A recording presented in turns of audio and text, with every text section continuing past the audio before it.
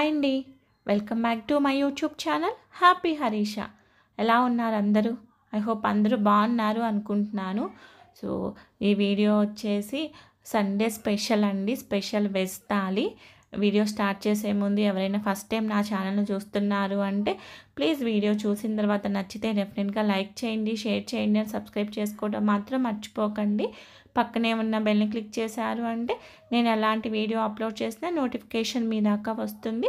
Thank you so much for watching. మన video అయితే start చేద్దాము. ఇక్కడ వచ్చేసి నేను ఫస్ట్ పప్పు ప్రిపేర్ చేసుకుంటున్నాను. సో నార్మల్గా సండే అంటే మనం ఎప్పుడు కూడా నాన్ వెజ్ స్పెషలే అనుకుంటాం కదా, చికెన్, మటన్, ఫిష్ ఇట్లాంటివి. అలా కాకుండా ఇలా ఒకసారి అయితే వెజ్ థాలీ లాగా ప్రిపేర్ చేసుకొని చూడండి. నిజంగా మిథునం మూవీలో బాలు గారు అన్నట్లు అద్భుత అంటారు, అంత బాగుంటుంది. సో ఇక్కడైతే నేను ఫస్ట్ అయితే బాండీ పెట్టేసుకొని ఆయిల్ వేసేసుకొని ఆయిల్ హీట్ ఎక్కిన తర్వాత తాలింపు గింజలు అండ్ ఎండుమిర్చి, దాని తర్వాత ఇట్లా పచ్చిమిర్చి, ఆనియను, కరివేపాకు ఇవన్నీ కూడా వేసేసుకున్నాను. ఇవన్నీ కూడా బాగా వేగనివ్వండి. ఇక్కడ వచ్చేసి నేను చింత చిగురు పప్పు ప్రిపేర్ చేస్తున్నా. ఎంతమందికి ఇష్టం మీలో? చాలామందికి ఇష్టంగా ఉంటుంది కదా. సో ఇలా వర్షాలు పడేటప్పుడైతే బాగా దొరుకుతుంది మంచి చింత చిగురు. పల్లెటూరులో వాళ్ళకైతే ఈజీగా అవైలబుల్గా ఉంటుంది, బట్ సిటీలో అయితే చాలా తక్కువగా కనిపిస్తుంది కదా. సో నిన్నైతే లక్కీగా అయితే కనిపించింది రోడ్డు మీద అయితే అమ్ముతున్నారు. బట్ కనిపిస్తే వదులుతామా?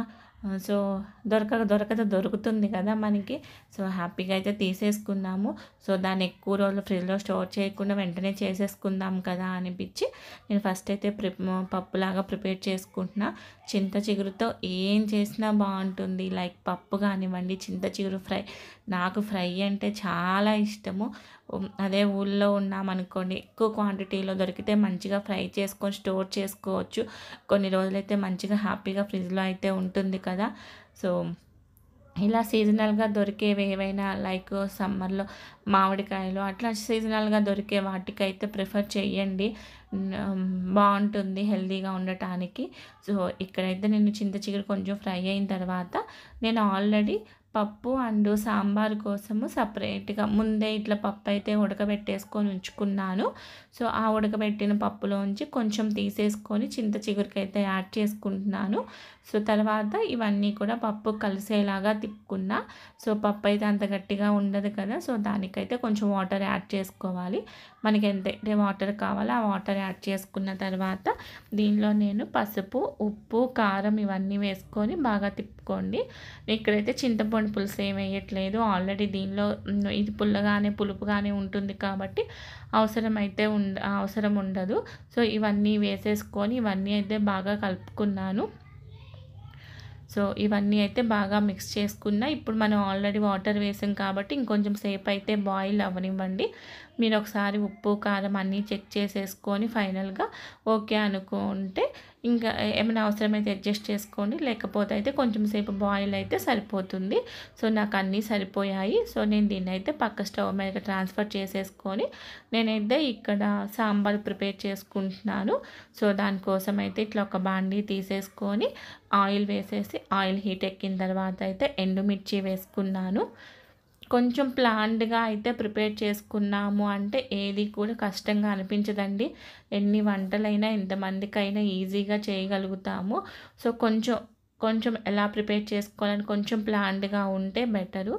సో ఇక్కడైతే నేను తాలింపు గింజలు వేసుకొని ఇవైతే కొంచెం ఫ్రై అవ్వనివ్వండి.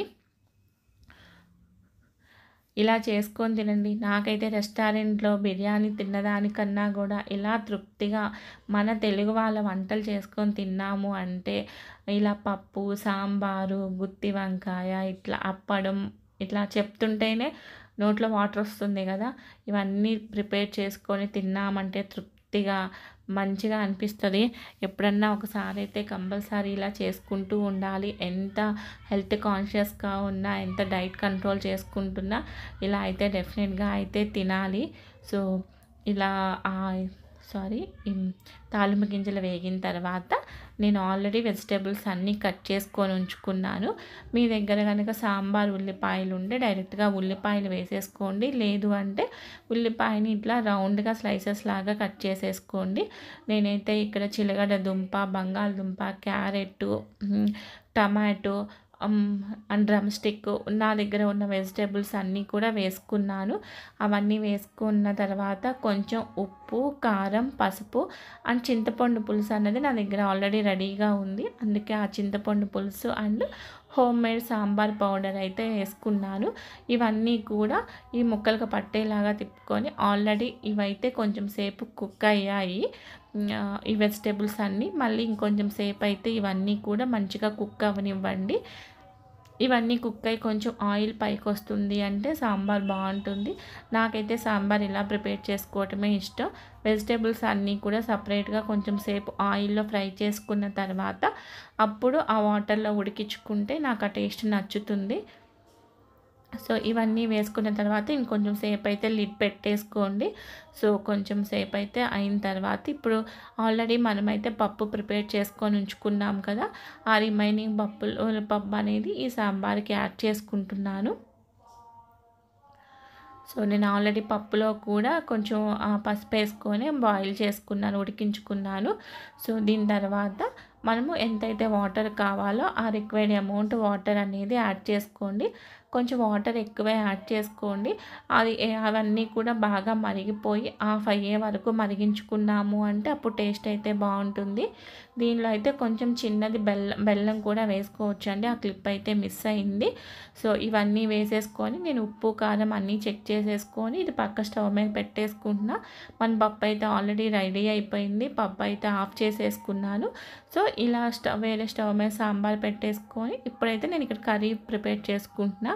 సో ఒక ఫ్రై కూడా కావాలి కదా తాలి అంటే. సో ఫ్రై మా పిల్లలకి చాలా ఇష్టం పొటాటో ఫ్రై. సో నేను పొటాటో ఫ్రైయే ప్రిపేర్ చేస్తున్నా.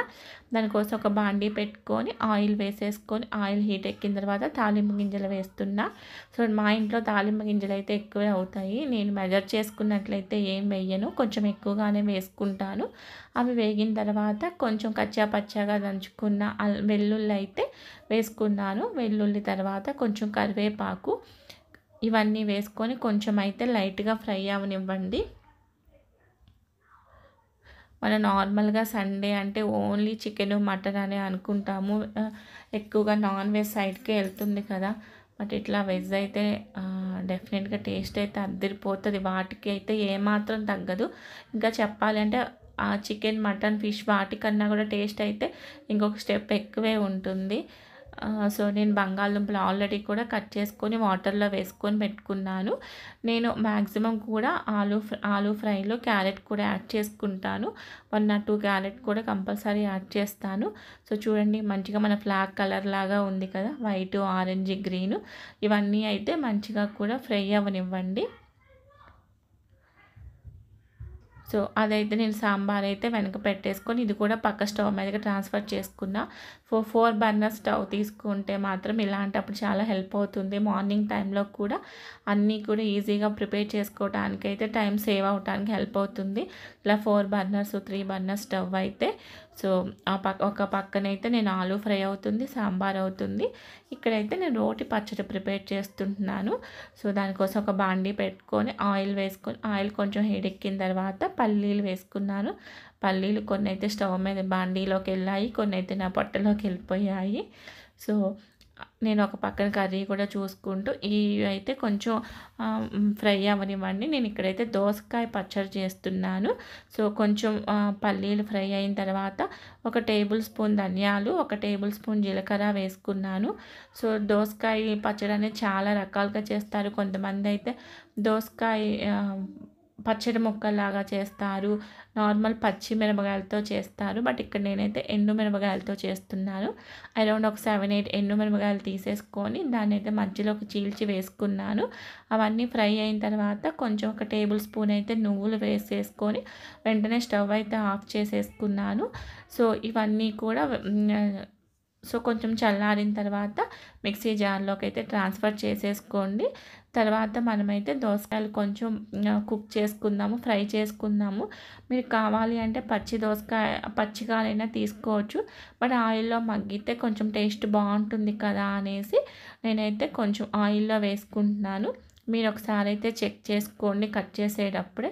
అందరికీ తెలుసు అనుకోండి, బట్ చేదు ఉంది అనుకోండి, ఆ గింజలు ఇది గింజలతోనే బాగుంటుంది ఈ పచ్చడి. గింజలు తీసేసి అట్లయితే చేసుకోకండి, గింజలతోనే బాగుంటుంది. ఒక పక్కన దోసకాయలు మగ్గుతున్నాయి అండ్ మన ఆలు ఏదైతే ఉందో అది 3 వంతులు ఫ్రై అయిన తర్వాత నేను అప్పుడైతే ఆనియన్స్ వేసుకుంటాను. ఆనియన్స్ ముందే వేసామనుకోండి, ఆనియన్స్ తొందరగా ఫ్రై అయిపోయి నల్లగా అయిపోతాయి. అలా కాకుండా కొంచెం బంగాళదుంపలు ఇవి ఫ్రై అయిన తర్వాత ఆనియన్స్ వేసుకోండి, కర్రీ బాగుంటుంది. సో ఆనియన్స్ వేసేసుకొని కలిపేసుకున్నాను. అండ్ ఇక్కడ మన దోసకాయలు కూడా ఫ్రై అయిపోయాయి. సో ఇప్పుడు మనం వీటన్నిటిని మిక్సీ చేసుకోవాలి. ఫస్ట్ అయితే ఏవైతే ఉన్నాయో తాలింపు గింజలు అవన్నీ కూడా కొంచెం గ్రైండ్ చేసుకున్న తర్వాత అప్పుడు దానిలోకి దోసకాయలు వేసేసుకొని కొంచెం అయితే సాల్ట్ అండ్ కొంచెం అయితే చింతపండు వేసుకోండి. నా దగ్గర చింతపండు పులుసు ఉంది కాబట్టి నేను డైరెక్ట్గా చింతపండు పులుసు వేసుకుంటున్నాను. లేదు అంటే మీరు కొంచెం దోసకాయలు ఫ్రై చేసుకునేటప్పుడే కొంచెం చింతపండు కూడా వేసేసుకొని ఆయిల్లో మగ్గించుకోండి. సో అవన్నీ కూడా నేను కొంచెం కొంచెం మిక్సీ చేసేసుకొని పక్కన పెట్టుకున్న. మన ఆలు కర్రీ అయితే ఆల్మోస్ట్ రెడీ అయిపోయింది. సో ఈ స్టేజ్లో ఉన్నప్పుడే నేను కొంచెం పసుపు, కారము అండ్ ఎండు కారం ఇవన్నీ కూడా వేసేసుకుంటున్నాను. సో మీ టేస్ట్కి తగ్గట్టుగా అయితే ఉప్పు, కారం వేసేసుకోండి. సో ఉప్పులో అదైతే స్పూన్ ఏదైతే ఉంటుందో అది విరిగిపోయింది. సో అందుకే తొందరగా తీయటానికైతే రావట్లేదు, వేరే స్పూన్ అయితే మార్చుకోవాలి. సో ఇక్కడ కారము మీరు కావాలి అంటే కొంచెం కొబ్బరి పొడి అలాంటిది కూడా వేసుకోవచ్చు. బట్ నేను అవేమీ వేయనండి. ధనియా పౌడర్ వేస్తారు కొంతమంది ఫ్రైలో, బట్ నేను అవేమీ వేయను, సింపుల్గా ఇలానే చేసుకుంటాను. సో మీలో ఎంతమందికి ఇట్లా ఒక ముక్క టచ్ అవ్వకుండా ఇట్లా ఫ్రై లాగే ఉంటే ఇష్టం? నాకైతే ఇట్లా మంచిగా ఆ బాండీకి అంటుకోకుండా ఇట్లా మంచిగా ఒకదానికొకటి సపరేట్ అయిపోతూ ఉంటే నాకు అలా ఫ్రై ఇష్టం. మా పిల్లలకు కూడా అలానే ఇష్టం. నేను ఇవన్నీ వేసుకున్న తర్వాత మళ్ళీ ఒకసారి ఉప్పు, కారం ఇవన్నీ అయితే చెక్ చేసుకుంటున్నాను. ఆబ్వియస్గా అయితే నాకు సరిపోదు, ఎందుకంటే నేను సాల్ట్ తక్కువ వేస్తాను కాబట్టి. మళ్ళీ ఇంకొకసారి సాల్ట్ అయితే వేసేసుకొని ఫైనల్గా చెక్ చేసేసుకున్న తర్వాత ఒక 2 మినిట్స్ అయితే కారం ఇవి వేసుకున్న తర్వాత కూడా కుక్ అవ్వనివ్వండి. సో అప్పుడు బాగుంటుంది. సో దీన్ని అయితే నేను ఇంకొక పక్క స్టవ్ మీదకి ట్రాన్స్ఫర్ చేసేసుకొని మనం ఆల్రెడీ ఈ దోసకాయ అన్నది మిక్సీ చేసుకున్నాం కదా, దోసకాయ పచ్చడి, దానికైతే తాలింపు వేసేసుకుందాము. సో దానికోసం బాండీ పెట్టేసుకొని మరీ ఫైన్ పేస్ట్ లాగా అయితే గ్రైండ్ చేసేసుకోండి. కొంచెం గట్టిగా చేసుకుంటేనే బాగుంటుంది. ప్లస్ దోసకాయ అన్నది కొంచెం అక్కడక్కడ తగులుతూ ఉంటే బాగుంటుంది. మీరు ఎండు కారం బదులు పచ్చికారమైనా అంటే పచ్చిమిర్చి అయినా తీసుకోవచ్చు. బట్ ఒకసారి అయితే ఇలా ట్రై చేసి చూడండి. సో ఇక్కడ బాండీ పెట్టేసుకొని ఆయిల్ వేసేసుకొని ఆయిల్ హీట్ ఎక్కిన తర్వాత నేనైతే తాలింపు గింజలు వేసేసుకున్నా. ఇంకొక పక్కనైతే మన ఆలు ఫ్రై అవుతుంది. నేను ఆల్మోస్ట్ దాన్ని కూడా ఆఫ్ చేసేసుకున్నాను. సో నార్మల్గా తాలింపు వేసేసుకోవటమే అండి. సో ఫైనల్గా ఒకసారి అయితే చెక్ చేసుకుంటున్నాను, కర్రీ అయితే కలిపేసుకుంటున్నా. మీరు అన్నింటిలో కూడా లాస్ట్లో అయితే కొత్తిమీర యాడ్ చేసుకోండి. నేను కొత్తిమీర యాడ్ చేసే క్లిప్ అయితే ఏమి యాడ్ చేయలేదు. సో ఇక్కడ మన తాలింపు కూడా రెడీ అవుతుంది. మేము తాలింపులో అయితే ఇంకా ఎండుమిర్చి అట్లా ఏం వేసుకోలేదు, ఓన్లీ తాలింపు గింజలు అండ్ కొంచెం కరివేపాకు వేసుకున్నాను అంతే. మీరు ఏం చేశారు, సండే స్పెషల్ ఏం చేశారని డెఫినెట్గా అయితే నా కమెంట్ సెక్షన్లో చెప్పండి. ఇప్పుడు నేను చేసిన కర్రీలో ఏ కర్రీ అంటే మీకు ఎక్కువ ఇష్టము, మీకు కూడా నాన్ వెజ్ థాలీ నచ్చుతుందా, వెజ్ థాలీ నచ్చుతుందా, డెఫినెట్గా అయితే నా కమెంట్ సెక్షన్లో షేర్ చేసుకోండి. అండ్ ఎవరైతే వీడియో చూస్తున్నారో వీడియో నచ్చింది అంటే డెఫినెట్గా అయితే ఒక లైక్ చేయండి. కొంచెం టైం తీసుకొని అయితే ఒక కమెంట్ చేయండి, బాగుందా బాగాలేదా, ఇంకా ఏమైనా చేంజెస్ చేసుకోవాలని డెఫినెట్గా అయితే నాకు చెప్పండి. నేను ఏదన్నా ఉంది అంటే ఇంకా ఇంప్లిమెంట్ చేసుకుంటాను. ఇంకా మీ అందరికీ నచ్చే కంటెంట్ ఇవ్వడానికైతే డెఫినెట్గా ట్రై చేస్తానండి. సో నాకు అక్కడైతే ఆలు కర్రీ అయిపోయింది అండ్ తాలింపు కూడా వేసేసుకొని పక్కన పెట్టేసుకున్నాను. మన తాళి అంటే గుత్తి వంకాయ కర్రీ, ఆంధ్ర ఫేవరెట్ కదా గుత్తి వంకాయ కర్రీ, చాలామందికి ఇష్టం. అదైతే కంపల్సరీ ఉండాలి కదా. అది ఎలా సింపుల్గా ప్రిపేర్ చేసుకోవాలన్నది ఈ వీడియోలో చూపిస్తాను. ఈవెన్ బ్యాచిలర్స్ అయినా చాలా సింపుల్గా ఒక 5 to 10 మినిట్స్లో అయిపోయేలాగా చూపిస్తాను. దానికోసం బాండీ పెట్టేసుకొని కొంచెం ఆయిల్ వేసుకొని, ఆయిల్ హీట్ ఎక్కిన తర్వాత 1 టేబుల్ స్పూన్ జీరా అయితే యాడ్ చేసుకోండి. జీలకర్ర కూడా కొంచెం వేగిన తర్వాత ఒక 2 ఆనియన్స్ అనేవి చిన్న చిన్నగా కట్ చేసేసుకొని, ఆనియన్స్, పచ్చిమిర్చి, ఎండుమిర్చి ఇవన్నీ వేసేసుకొని బాగా అయితే ఫ్రై అవ్వనివ్వండి. మీలో ఎంతమందికి ఇలా అలవాటు ఉంది, వెంటనే తాలింపు అట్లాంటివి ఏమైనా ఆయిల్ కానీ ఏమైనా పడిన వెంటనే క్లాత్ పెట్టి స్టవ్ క్లీన్ చేసుకోవటం, నాకైతే కొంచెం ఎక్కువే ఉందండి. వెంటనే స్టవ్ క్లీన్ చేసుకుంటూ ఉంటాను. సో వేరేలాగైతే అనుకోకండి. సో ఇక్కడైతే నాకు ఆనియన్స్ ఇవన్నీ ఫ్రై అయిన తర్వాత నేను ఆల్రెడీ కూడా వంకాయలు అనేది కట్ చేసుకొని సాల్ట్ వాటర్లో వేసేసుకొని ఉంచుకున్నాను. సో నేను ఇక్కడ గుత్తి వంకాయ ఉంటుంది కదా, అదైతే తీసుకున్నాను. మీరు గ్రీన్ కలర్లో ఉండే వంకాయ అయినా తీసుకోవచ్చు, టేస్ట్ ఏదైనా కూడా బాగుంటుంది. సో ఇవన్నీ కూడా నేను కలిపేసుకొని మంచిగా కాసేపు లిడ్ పెట్టేసుకున్నామండి. ఈ వంకాయలన్నీ కూడా మంచిగా కుక్ అవుతాయి. మనం ఈలోపు దీనిలోకి కావాల్సిన మసాలా పౌడర్ ప్రిపేర్ చేసుకుందాము. దానికోసం ఇట్లా ఒక మిక్సీ జార్ తీసుకొని ఆల్రెడీ రోస్ట్ చేసుకున్నటువంటి పల్లీలు అండ్ ఇది తెలుసు కదా పుట్నాలు యాడ్ చేసుకున్నాను. ఇవన్నీ అరౌండ్ 1.5 టేబుల్ స్పూన్ వరకు ఉంటాయండి ఒక్కొక్కటి. సో నేను నార్మల్గా చేతితోనే వేసేస్తున్నా. దాంతోపాటు నువ్వులు అండ్ ఒక 1/2 టీ స్పూన్ జీరా అండ్ ఒక 2 వెల్లుల్లి అండ్ కొంచెం సాల్ట్ ఇవన్నీ వేసుకొని ఇవైతే కొంచెం ఫైన్గా పౌడర్ లాగా చేసేసుకోండి. సో తర్వాత ఇప్పుడు చూస్తే మన వంకాయ అయితే చాలా వరకు అయితే మగ్గిపోయింది చూడండి. సో మగ్గింది కదా, ఇప్పుడు మనం దీనిలోకి ఏదైతే గ్రైండ్ చేసుకున్నామో ఆ పౌడర్ అంతా కూడా యాడ్ చేసుకోండి. చాలా రకాలుగా చేస్తారు. స్టఫ్డ్ వంకాయలాగా చేస్తారు, టమాటోస్ వేసి చేస్తారు, మసాలా కర్రీస్ లాగా, ఎలా చేసినా వంకాయ అయితే బాగుంటుంది. నాకైతే ఇలా చేస్తే నచ్చుతుంది, పొడి కూరలాగా. కొంచెం వేసుకున్న తర్వాత పసుపు కూడా అయిపోయిందండి. సో దానిలోకి వేసుకోవాలి, అందుకే అడుగున ఎక్కడో కొంచెం ఉంది. కొంచెం సాల్ట్ అయితే మనం ఆల్రెడీ వేసుకున్నాం కాబట్టి చెక్ చేసుకొని వేసుకోండి.